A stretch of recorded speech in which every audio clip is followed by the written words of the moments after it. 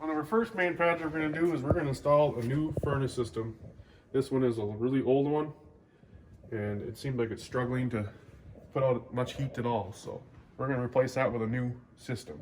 That was interesting. I guess I had to get it off to the side to get to the wiring in the back. It was tucked back there. And to get the screws out to get the ducting loose. Now it's to fit a different design in there. I have to make a new chimney hole, it looks like. Yep. So I feel like when you work that hard to get a board out, you got to name it or something. We'll call this one Jerry.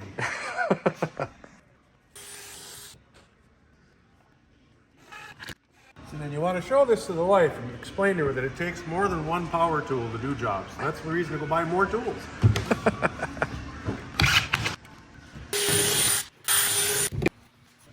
And that is an upside down platform. Furnace is going to rest on. This will be anchored into the floor. Furnace will get anchored on in there. Now, one thing about these furnaces, there's only really a couple of screws that hold the actual furnace into the housing. As you can see, we've got the screws removed right now. And so it slides out real easy. We can take this all the way out if we wanted to. We're not going to. So there's a little screw here. So when you're putting this, if you're installing one of these projects, one thing you got to think about is where your propane line's coming in at, your exhaust. They do not recommend putting a bend in this exhaust. They want a straight line from the furnace to outside the shack. The one thing that because we're just renovating this, we're not building ourselves from scratch, we are kind of obligated to where they had the furnace situated.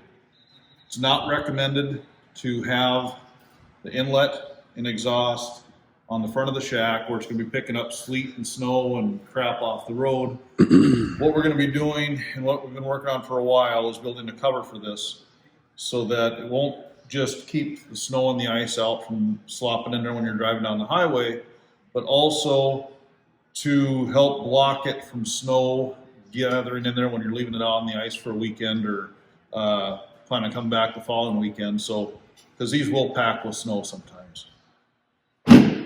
Couple things to think about is mounting. How are you going to mount this to the floor? How are you going to mount this to the platform?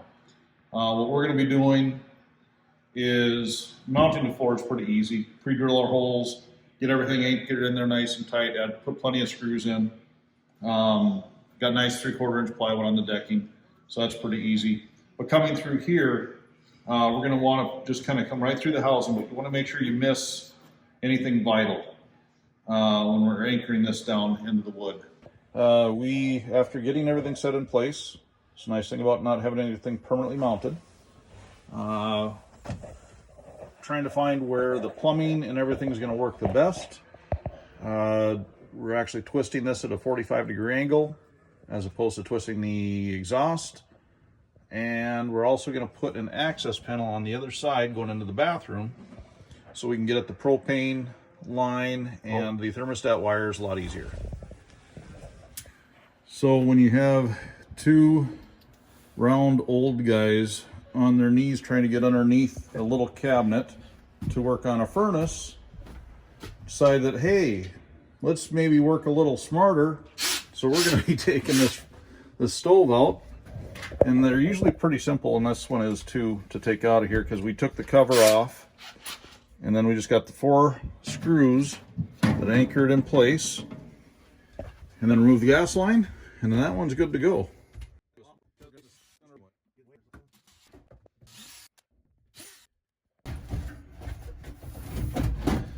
Okay, then we got the gas line. How much slack do you have on that line underneath there? You'll be able to disconnect it up top here, where it's nice and easy to get to. Yeah, maybe I can do it right here instead. What do you need? I think I got everything right here.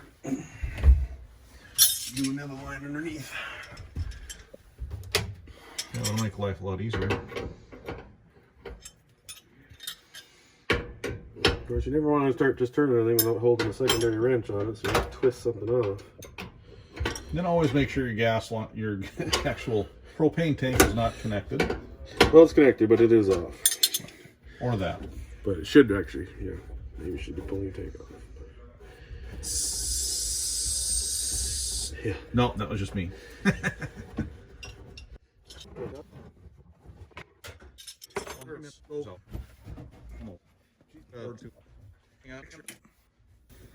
All right, that looks much easier to get to.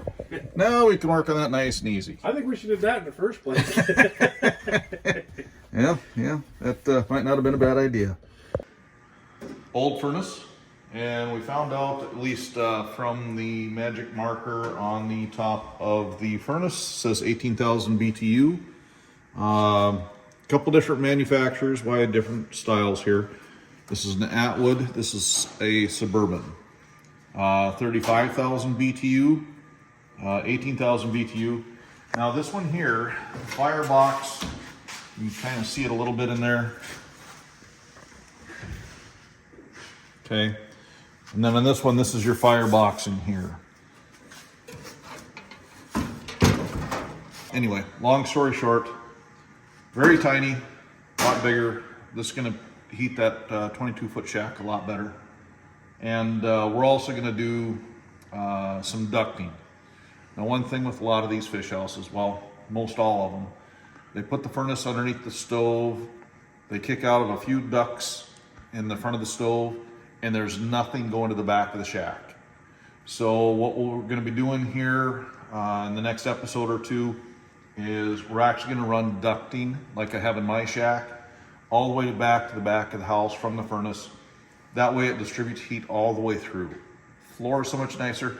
I wear socks in my fish house. I don't have shoes on usually, but it's nice and comfortable on the floor. It's just nice and comfortable in the shack. So it's heated all the way through. You don't have cold spots. So that's what we're hoping to accomplish with all this. Hey there, Jer Bear here with Barely Fishing. Well, we've been working on this furnace install and we've been showing you some updates on it. I want to show you a little problem that I ran into, that if anybody else runs into this, that maybe I can help them out. They send your chimney assembly. This is a chimney out, fresh air intake.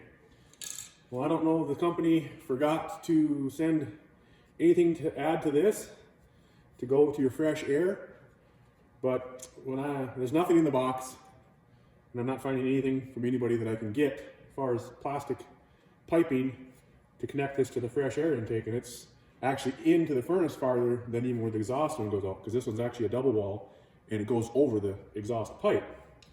So the problem was getting from here to that and finding something to fit. And like I said, the hardware stores didn't have anything size-wise that would slide into it, fit over.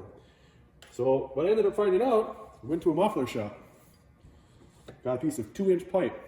That happens to slide right in to this flange assembly, nice and neat, and it would butt right up to the pipe inside this 2-inch. So I had them flare it out, and now that slides over that pipe, plus I've got adjustment now, so if you want to pull the furnace out from the inside, you can just simply pull it right out of this. This will all stay in the wall, and you'll be able to slide it all back together.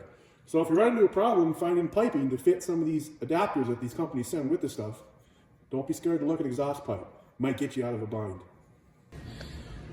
You put the cover on for the old system there, the exhaust system, and seal it all in. And we got the brand new cover on for the current air inlet and exhaust port is that. And we added those bolts.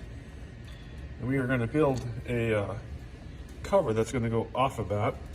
It's going to seal right to the house. And that should take care of all the debris problem and any snowstorm or wind issues when we're not by the house.